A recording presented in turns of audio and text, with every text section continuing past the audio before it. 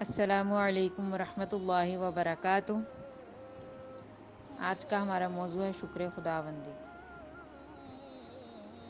آدم علیہ السلام کی تخلیق کی بہت سی روایات موجود ہیں جن میں ہمارے لیے غور و فکر کرنے کی بہت سی چیزیں ہیں۔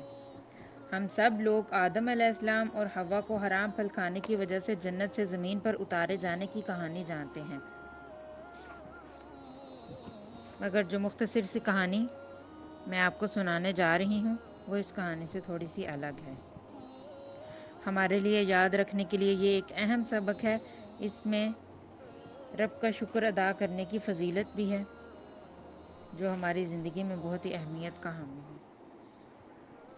آدم علیہ السلام کو جب اللہ تعالیٰ نے پیدا کیا اور جب اس میں اللہ تعالیٰ نے جان بھیجی تو آدم علیہ السلام نے چھینک لیا اور الحمدللہ کہا، جس کا مطلب ہے تمام تعریفیں اللہ تعالیٰ کے لیے ہیں۔ تو اللہ تعالیٰ نے جواب دیا، یرحمک اللہ، جس کا مطلب ہے اللہ آپ پر رحم کرتا ہے۔ ہم سب ان الفاظ کو بخوبی واقف ہیں اور ہم لوگ چھینک آنے کے بعد خدا کی تعریف کرنے کی کوشش کرتے ہیں۔ اس واقعے میں غور و فکر کرنے والی بات